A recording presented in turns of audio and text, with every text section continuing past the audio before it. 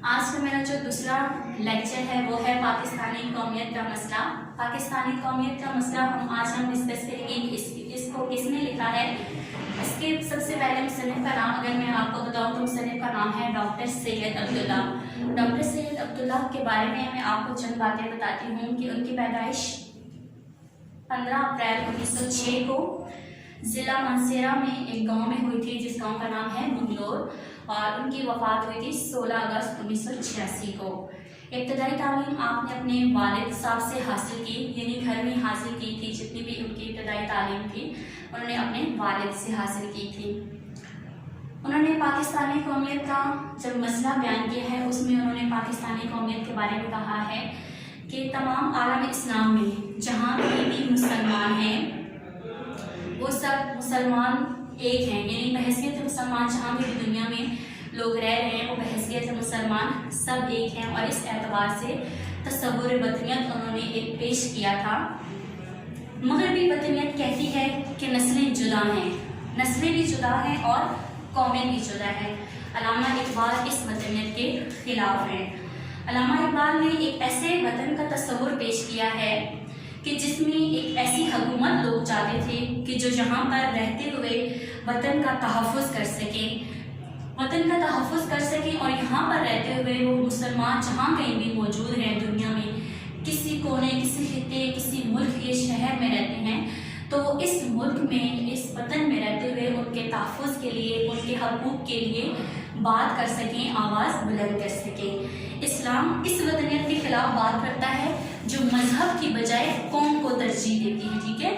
اب آ جاتا ہے وطن کی تعریف اگر ہم کریں کہ وطن کی تعریف، وطن کیا ہے، وطن کس کو کہتے ہیں، تو اس میں ڈاکٹر سید عبداللہ کا کہنا ہے کہ اسلام اسلامی یا روحانی مملکت کا قائل نہیں ہے، بلکہ اسلام ایک ایسے عقیدے کے نفاذ کے لیے ملک کا قائم ہے، ٹھیک ہے، جہاں پر ہمارے عقیدے کا نفاذ ہو، جہاں پر ایک ایسے عقیدے کا نفاذ ہو جس کے مطابق مسلمان زندگی بسر کر سکے۔ اس طرح اس چیپٹر میں یا اس سبق میں ڈاکٹر سید عبداللہ نے بتایا ہے کہ 2 چیزیں بنیادی ہیں۔ اب وہ 2 چیزیں کون سی بنیادی ہیں؟ بنیاد جو ہے وہ کس چیز پر ہے؟ عقیدے پر۔ ایک ہمارے پاس ہے عقیدہ اور دوسرا ہے ہمارے پاس جغرافیہ۔ قومیت کی بنیاد ہے وہ عقیدہ اور جغرافیہ پر ہے، ٹھیک ہے۔ ہمارا ملک اسلامی ہے اور ہم مسلمان ہیں۔ ہمارا یہ عقیدہ ہے کہ ہم اللہ کو مانتے ہیں اور حضرت محمد صلی اللہ علیہ وسلم اللہ تعالیٰ کے آخری نبی ہے۔ جس طرح ہمارا عقیدہ ہے کہ اللہ ایک ہے، نبی ایک ہے، ہمارا عقیدہ ہے کہ ہم آخرت کو مانتے ہیں، ہم آسمانی کتابوں کو مانتے ہیں، ٹھیک ہے۔ اس کو ہم کیا کہتے ہیں؟ عقیدہ کہتے ہیں۔ اب ڈاکٹر سید عبداللہ نے جو کیا کیا ہے اس سبق میں ہمیں بہت خوبصورتی سے ایک مثال کے ذریعے عقیدہ اور جغرافیہ انہوں نے سمجھایا ہے، یعنی قومیت کی بنیاد جو ہے نا وہ انہوں نے ہمیں اس سبق میں سمجھائی ہے کہ کیا ہے۔ انہوں نے بہت ہی خوبصورت مثال دی ہے جس کو انہوں نے ایک پھول سے تشبیہ دی ہے کہ جیسے ایک پھول ہوتا ہے وہ ہمیں نظر آ رہا ہے، اس کا رنگ کیا ہے اور وہ کیسا ہے، اس کی جسامت کیا ہے، ٹھیک ہے۔ یہ ہو گیا جغرافیہ، جو وہ چیز جو ہمارے سامنے ہے، جو ہمیں نظر آ رہی ہے، جس کو ہم دیکھ سکتے ہیں، وہ ہے جغرافیہ۔ اور عقیدہ کیا ہے؟ پھول ہے تو لازمی بات ہے پھول کی خوشبو بھی ہے۔ اب ہمیں اس کی خوشبو نظر نہیں آتی لیکن ہمارا یہ ماننا ہے کہ پھول خوشبو دیتا ہے، ٹھیک ہے۔ یہ ہمارا عقیدہ ہو گیا۔ جغرافیہ میں ہے جسامت، یعنی کسی بھی چیز کا وجود، اس کی ظاہری شکل و صورت یا جسامت، اور عقیدہ میں آ جاتا ہے وہ چیز جو ہمیں نظر نہیں آتی لیکن ہمارا اس چیز پر عقیدہ ہے، ہم اس کو مانتے ہیں۔ جس طرح پھول اور خوشبو اور پھول ایک دوسرے کے لیے لازم و ملزوم ہے، اسی طرح عقیدہ اور جغرافیہ ایک دوسرے کے لیے لازم اور ملزوم ہے۔ کسی بھی قومیت کی بنیاد عقیدے اور جغرافیہ کے بغیر ممکن ہی نہیں ہے۔ اگلا ہے ہمارے پاس کہ وطنیت اور ملت کیسے ساتھ ساتھ چلتے ہیں جبکہ اسلام وطنیت کے خلاف ہے۔ اس کا جواب اگر ہم دیکھیں تو اس کا جواب یہ ہے کہ اسلام وطنیت کے خلاف، یعنی اسلام جو ہے وہ وطن کا قائل ہے، اس کے خلاف نہیں ہے۔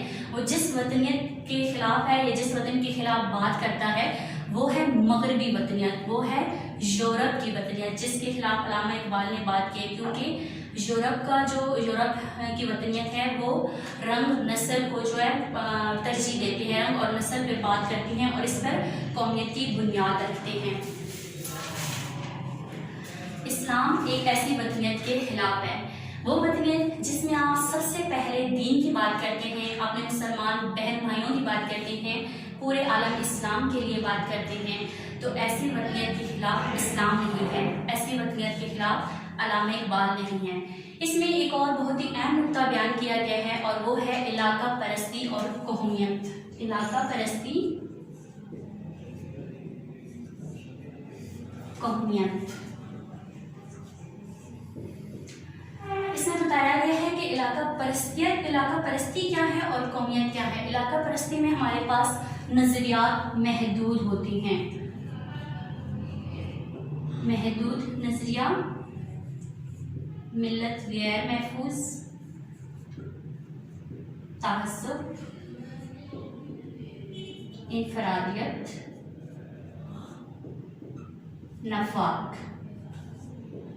علاقہ پرستی سے مراد ہے جیسے ہمارا ملک ہے پاکستان، اور ہمارے ملک پاکستان میں بہت سے علاقے بن گئے ہیں، صوبے ہیں، اور ان میں صوبوں میں بہت سے علاقے بن گئے ہیں، تو ہم کیا کرتے ہیں، ہم اپنے علاقے کو آگے لے کر آتے ہیں۔ جب بھی کوئی بات ہوتی ہے یا جب بھی کوئی پرابلم ہوتی ہے تو ہم کیا کرتے ہیں، اپنے علاقے کو سامنے لے کر آتے ہیں اور اس پر زیادہ فوقیت اس کو دیتے ہیں، اپنے علاقے کو، ٹھیک ہے۔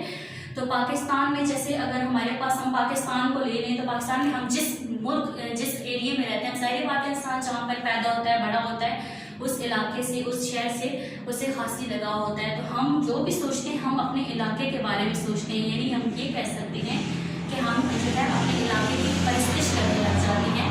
تو یہاں پہ علاقہ پرستی سے مراد یہ چیزیں ہیں، جبکہ قومیت اگر ہم دیکھیں تو وسیع تر مفادات ہوتے ہیں، قومیت میں وسیع مفادات پر بات کی جاتی ہے، اس میں محفوظ ملت کی بات کی جاتی ہے، اجتماعیت کی بات کی جاتی ہے، اور حب الوطنی کی بات کی جاتی ہے، ٹھیک ہے۔ یہ ہو گیا علاقہ پرستی اور قومیت میں فرق، یعنی قومیت وسیع تر مفادات پر ہوتی ہے اور ہم بحیثیت مسلمان سب جو ہیں وہ قومیت کے بارے میں ہم اس طرح بات کرتے ہیں کہ ہم علاقہ پرستی کو چھوڑ کر اگر ہم قومیت پر آئیں گے تو ہمیں وسیع تر مفادات، محفوظ ملت، اجتماعیت اور حب الوطنی، ان سب چیزوں کو لے کر چلنا ہوگا، تب ہم ایک قومیت کے زمرے میں، ایک قومیت کے دائرے میں آتے ہیں۔ اب اس کا جو آخری عنوان تھا وہ تھا کہ غیر مسلم جو ہیں وہ پاکستانی جو وہ غیر مسلموں کے ساتھ کیسا سلوک کرتے ہیں، تو اس میں ڈاکٹر سید عبداللہ نے بتایا تھا کہ اگر کوئی غیر مذہب یا کوئی اقلیت ہے جو پاکستان میں رہتا ہے تو اس کو بھی ایک شہری کی حیثیت سے وہی حقوق حاصل ہوں گے جو ہمارے پاکستانیوں کو ہیں۔ ایسا نہیں ہے کہ اگر وہ کسی اور مذہب سے تعلق رکھتا ہے تو کسی اور ریاست سے تعلق رکھتا ہے تو اس کو وہ حقوق حاصل نہیں ہوں گے جو ہمارے باقی شہریوں میں، اس کو وہی حقوق حاصل ہوں گے جو ہمارے تمام شہریوں کا۔ ہاں، مذہب میں اس کو آزادی ہے، وہ جو اپنی عبادات جاری رکھنا چاہ سکتا ہے وہ رکھ سکتا ہے۔ اسی طرح اگر ہمارا اس کے ساتھ اعتراض آتا ہے تو وہ اعتراض کہاں پر آتا ہے؟ وہ اعتراض آتا ہے وطن پر۔ ہمارا اس کے ساتھ اعتراض تب ہوگا جب بات وہ وطن کے خلاف کرے گا، ہم صرف اس بات پر اس سے اعتراض کریں گے، اس کے علاوہ اس کو باقی وہی تحفظ، وہی قوانین حاصل ہوں گے جو ہمارے یہاں تمام شہریوں کو ہوتے ہیں۔ یہ تھا ہمارا آج کا ٹاپک، جس میں میں نے آپ کو آپ کے دو سوالوں کے، آپ کے بک کے آخر میں جو سوال دیے ہیں ان کی بھی جواب دے دی ہیں کہ علاقہ پرستی اور قومیت کیا ہے اور علامہ اقبال جو ہیں وہ کس قومیت کے خلاف تھے۔ امید ہے کہ آپ کو میرا لیکچر سمجھ آ گیا۔